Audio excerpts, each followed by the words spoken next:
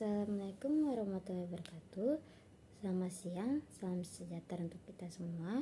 Perkenalkan, nama saya Maria Oktaviana Anandposo, semester 3, NIM 1872150047,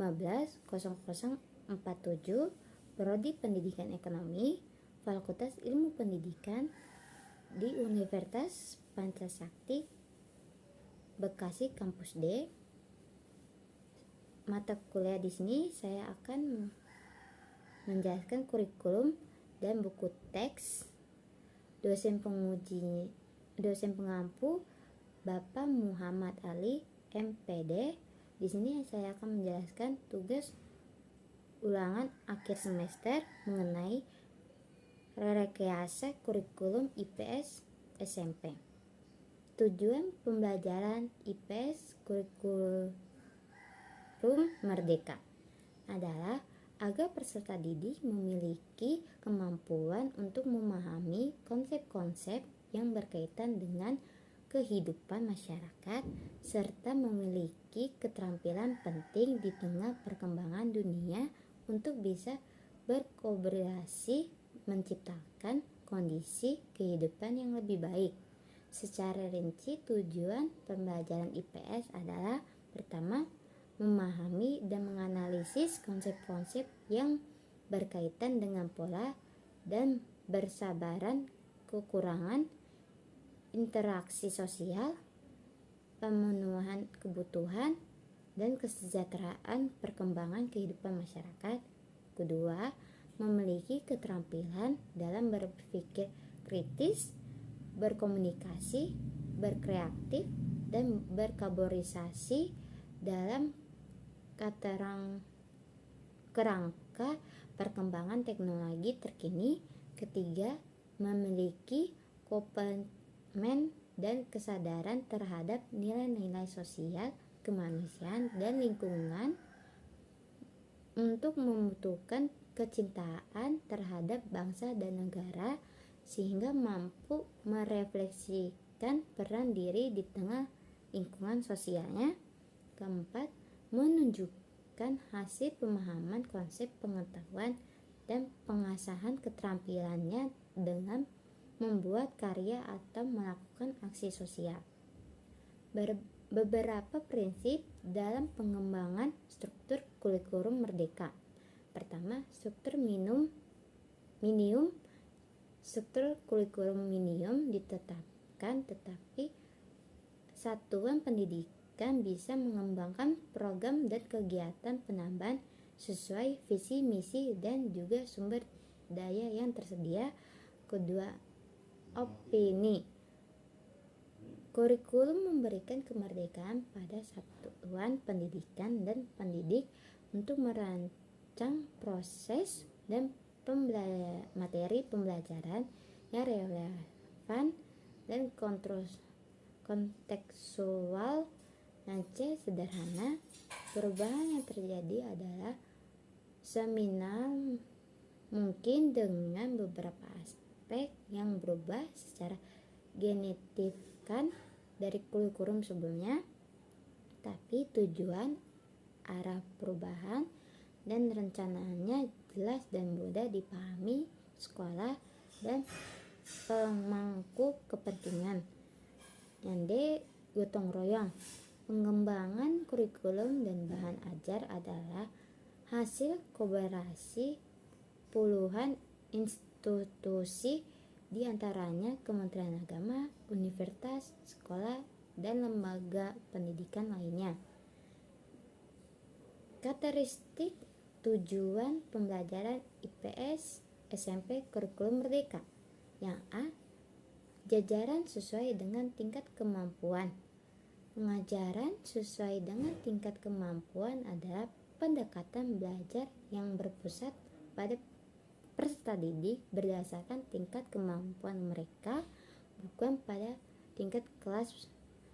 Apa tujuan pembelajaran ini? Yang pertama, sebagai bentuk implementasi filosofi ajar menurut Kiai Hajar Dewantara yang berpusat pada peserta didik. Yang kedua, peserta didik lebih kuat kemampuan numerisasi dan literalisasinya. Yang ketiga, pengetahuan pada tiap mata pelajaran peserta didik juga lebih kuat. Yang ketiga, bagaimana pengkelompokan peserta didik? Peserta didik dikelompokkan berdasarkan fase perkembangan. Apa itu fase perkembangan? Fase atau tingkat perkembangan adalah capaian pembelajaran yang harus dicapai peserta didik.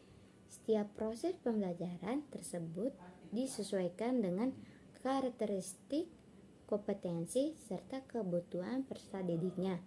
Beberapa fase dari sekolah reguler dan sekolah luar biasa, yaitu karakteristiknya di sekolah reguler fase A, SD kelas 1 sampai kelas 2, fase B-nya SD kelas 3 sampai kelas 4, fase C-nya SD kelas 5 sampai kelas 6, fase D-nya SMP kelas 7 sampai kelas 9, fase E SMA kelas 10, fase F ada SMA kelas 11 sampai kelas 12. Di sekolah luar biasa untuk SEB, pencapaian pembelajaran memakai acuan usia mental yang diterapkan melalui asesmen. Jadi fase A-nya di sekolah luar biasa usia mental dari 7 tahun, fase B-nya usia mental dari 8 tahun kurang sampai 8 tahun lebih. Yang fase C-nya usia mentalnya dari 8 kurang sampai 8 tahun lebih. Yang fase D-nya usia mental dari 9 tahun lebih sampai atau 9 tahun kurang. Fase E-nya usia mentalnya dari 10 tahun lebih atau 10 tahun kurang. Di fase F-nya usia mentalnya dari 10 tahun lebih atau 10 tahun kurang.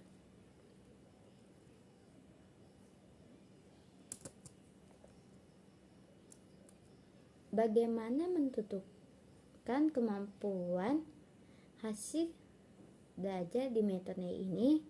Kemampuan hasil belajar peserta didik Anda dilakukan melalui efisiensi pembelajaran atau asesmen peserta didik yang belum mencapai capaian pembelajaran akan mendapatkan pendampingan dari Anda agar mencapai pencapaian pembelajarannya. Bagaimana tahapan metode pembelajaran ini? Yang pertama, asesmen diagnostik. Yang kedua, perencanaan. Ketiga, pembelajaran. Lalu, pengorganisasian pelaksanaan pembelajaran. Untuk mendukung pelaksanaan pembelajaran paradigma baru, perlu adanya pembaruan dalam perorganisasian pembelajaran.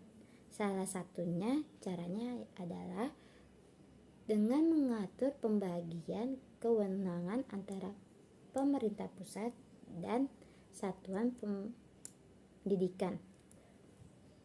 Jadi, kewenangan antara pemerintah pusat dan satuan pendidikan, yang pertama itu kewenangan pemerintah pusat dibagi ada pertama struktur kurikulum, yang kedua profil pelajar Pancasila, ketiga pencapaian pembelajaran, keempat prinsip pembelajaran dan asesmen, lalu kedua kewenangan satuan pendidikan. Yang pertama aja visi, misi, dan tujuan sekolah, kedua profil pelajar di satuan pendidikan, ketiga kebijaksanaan lokal terkait kurikulum, keempat proses pembelajaran dan asesmen, kelima pengembangan kurikulum operasional di satuan pendidikan, yang terakhir pengembangan pangkat ajar. Sekian dari presentasi yang saya sampaikan. Mohon maaf bila ada kesalahan kata, bahasa, atau ejaan yang saya berikan atau yang saya sampaikan di layar PPT. Sekian dan terima kasih. Selamat siang.